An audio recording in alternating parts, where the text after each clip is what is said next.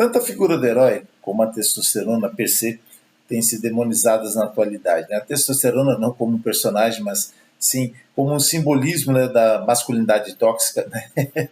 Que politicamente tem método, né, para tornar as pessoas mais vulneráveis e mais fáceis de serem dominadas. Isso é uma ação política com pouca inocência por trás disso.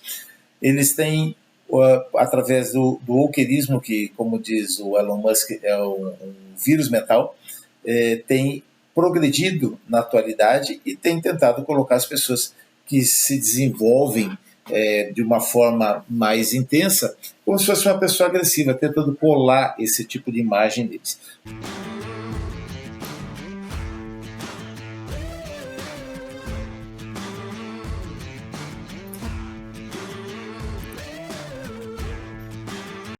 Eu vou soltar um vídeo onde essa tal de masculinidade tóxica ela se faz necessária, é uma arma. E, na verdade, isso aí é um rótulo negativo, porque você precisa de pessoas com coragem, não que sejam agressivas, mas sim com coragem de agir quando necessário. E aqui entra até uma questão que meu filho fez e me rendeu uma ida à escola conversar com coordenação e psicólogos. É possível eu fazer o bem fazendo o mal? Vamos entender um pouquinho e dar uma olhada nas imagens, elas falam por si próprias. Se eu considerar uma ação militar, onde eu estou colocando a minha vida em risco de outras pessoas, eu preciso ter coragem, eu preciso ter disposição, não posso estar no estágio letárgico nem de dúvida. Eu tenho que ter certeza sobre as coisas que eu estou fazendo e os valores que eu estou defendendo.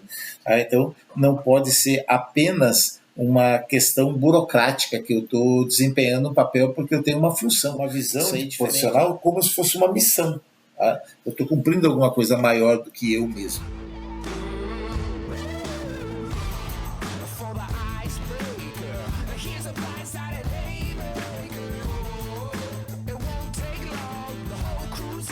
Às vezes, como no exemplo aí do vídeo, para eu salvar reféns, não basta eu pedir com jeitinho para os sequestradores. Às vezes eu preciso de uma força maior do que a deles para que eu consiga reverter essa situação. E aí, obviamente, a figura do herói é necessária. Aquela questão de ter uma missão, né, e não uma profissão, é fundamental para esse tipo de indivíduo.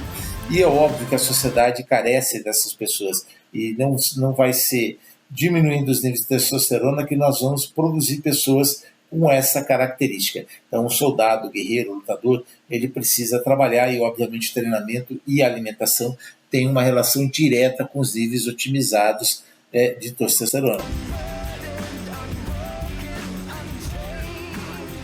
Então, fica muito claro que esse discurso de masculinidade tóxica é um discurso para fazer com que você não tenha a possibilidade de desenvolver seu máximo potencial. E por óbvio, nós que trabalhamos na área de lutas e trabalhamos com segurança pública, a parte militar, polícia, ela precisa de pessoas que tenham essa característica trabalhada. Eu não posso simplesmente achar que as pessoas que estão fazendo alguma coisa errada, elas se conscientizarão. Na verdade, o que a gente tem visto uma escala no sentido oposto, né? A criminalidade aumentando e pouca efetividade das ações contrárias a ela, que possam fazer com que ela seja controlada e que tenha uma paz, uma tranquilidade para a sociedade. A sociedade, para estar em paz, ela precisa de uma segurança mais significativa em termos de ter pessoas com capacidade para fazer esse enfrentamento.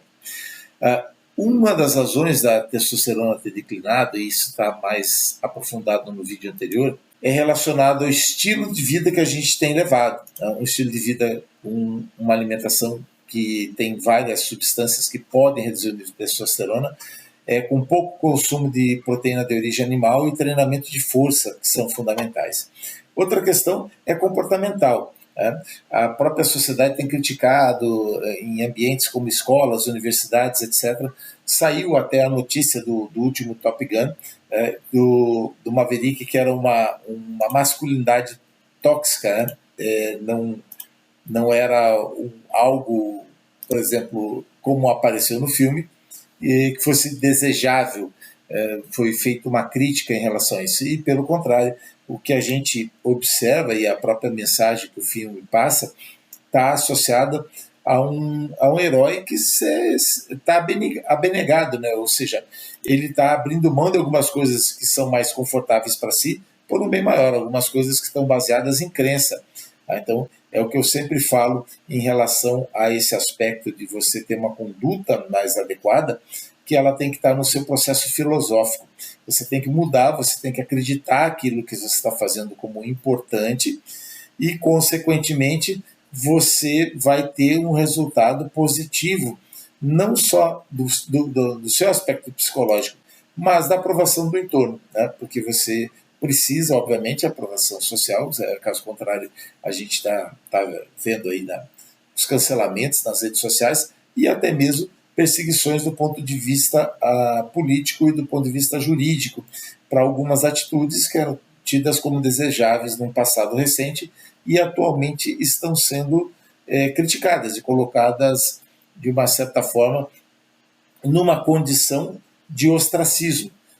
Para isso, eu preciso de homens com coragem para enfrentar essa situação e que mude esse comportamento dentro da sociedade, não sem mudar, em primeiro lugar, o comportamento individual. Se eu não consigo fazer essa mudança para mim mesmo e para o meu entorno, muito dificilmente essa influência chegará aos tecidos sociais mais profundos, que é o que a gente tem visto.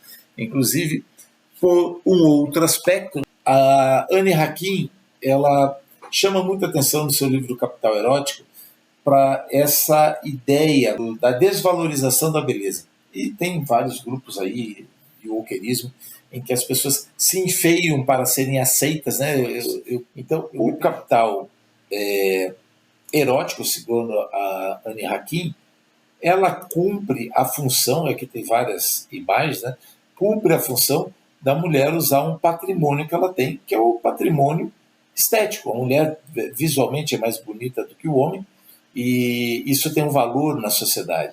A estética sempre foi utilizada para N finalidades comerciais, etc. Tem suas críticas possíveis a respeito, e eu não vou aprofundar essa discussão nesse momento, mas é um tema que eu gosto e vale a pena a gente ter algum aprofundamento, mas não agora. É que a mulher, por conta de algumas tendências feministas, tem feito exatamente o serviço que ela tanto critica do patriarcado, que é desvalorizar o que a mulher já tem de mais valor do que o homem, que é a sua própria beleza, e colocar isso no processo de negociação.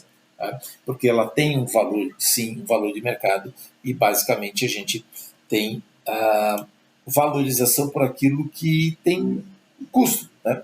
E não adianta, por mais que a gente discuta algumas ideologias que querem negar isso daí, continua valendo a questão do capital, quanto você pode bancar, e isso vai desde as guerras que a gente está vendo a crescente no momento, que depende de economia, depende de recursos, até o que você tem condições de oferecer para você e para sua família. Lazer, conforto, luxos, etc., para que você possa ter uma segurança, você precisa de uma segurança econômica, não tem um caminho contrário a esse.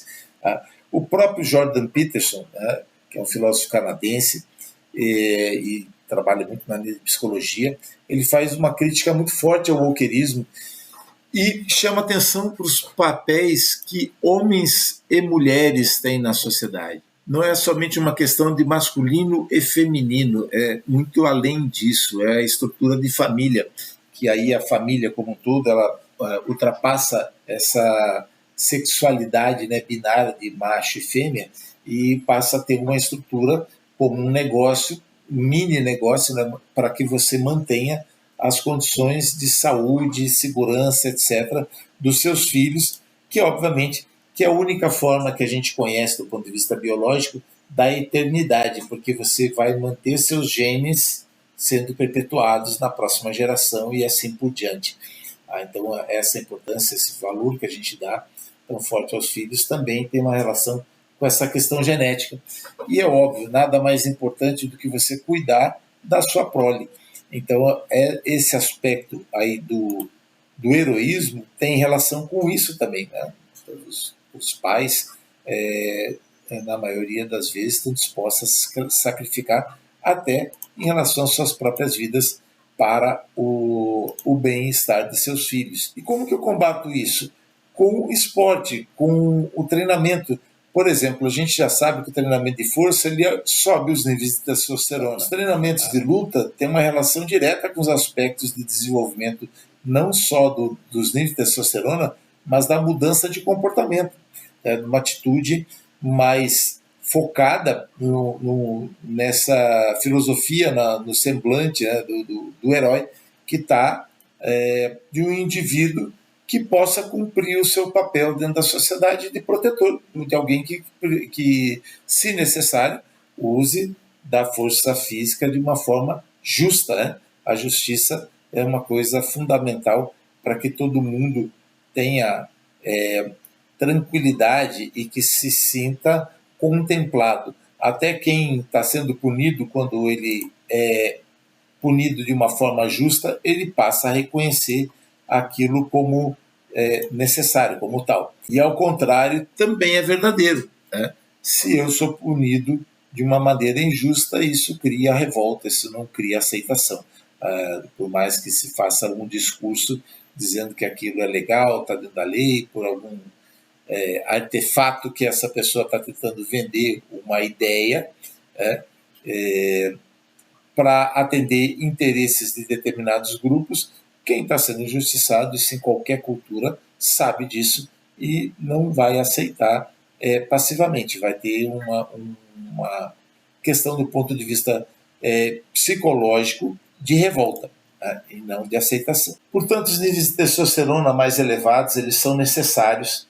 Eu posso desenvolvê-los através do treinamento, como eu dei 2 exemplos aqui, treino de força e treino de luta, cada um por seus aspectos. A intensidade mais alta, do ponto de vista fisiológico, é o que libera quantidades maiores de hormônios anabólicos. Vamos falar disso num vídeo mais técnico, né, voltado para a fisiologia, mas agora vou me ater à informação. E também a questão do comportamento, porque além de subir o nível de testosterona, eu tenho que mudar a minha ética, eu tenho que mudar a minha forma de enxergar a aplicação da justiça dentro das minhas atitudes. Quando eu não tenho isso, eu passo a ser um ser humano num nível de desenvolvimento inferior àqueles que têm essa característica. Isso tem uma visão taoísta já muito antiga, também é bíblico, né? O próprio Jesus Cristo buscava por essa justiça, inclusive social. E se a gente não conseguir isso no nosso comportamento, obviamente eu não vou poder influenciar a sociedade, como eu não vou poder começar a mudança, que é, em primeiro lugar, comigo mesmo. Se você gostou desse vídeo, deixa um like, comente alguma coisa, compartilhe e vemos no próximo. Um grande abraço.